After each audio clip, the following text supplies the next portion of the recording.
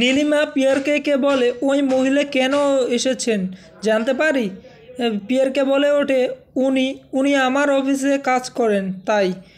নীলিমা বলতে লাগে, না, মিথ্যে মিথ্যে বলছো। এরপর পিয়ারকে রেগে গিয়ে নীলিমাকে মারতে গেলে বড় জেঠুমনি পিয়ারকের হাত ধরে আটকায় এবং এদিকে বাড়ির সবাই চমকে যায় আর সবাই দেখতে থাকে সব ঘটনা। এদিকে গৌরব ঝিলিককে বলে, ইম্পসিবল ঝিলিক, ঝিলিক এইরকম হয় নাকি? ঝিলিক বলে ওঠে, যদি আপনি রাজি হন তাহলে হবে। এরপর গৌরব বলে, ঝিলিক, পিয়ারকে কিন্তু খুব ডেঞ্জারাস লোক, তুমি তো জানো। এরপর ঝিলিক বলে, দেবা যখন নিজের লড়াইটা নিজেই লড়তে চাইছে, আমি আকিকেও নিজের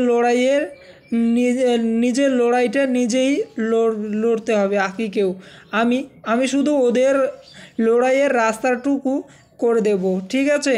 এরপর গৌরব বলতে লাগে, আমি কিন্তু পুরোটাই তোমার উপর ভরসা করে রাজি হলাম, তুমি কিন্তু ডুবিও না, ঠিক আছে? তো বন্ধুরা, আজকের এপিসোডে তোমাদের কেমন লাগলো প্লিজ কমেন্ট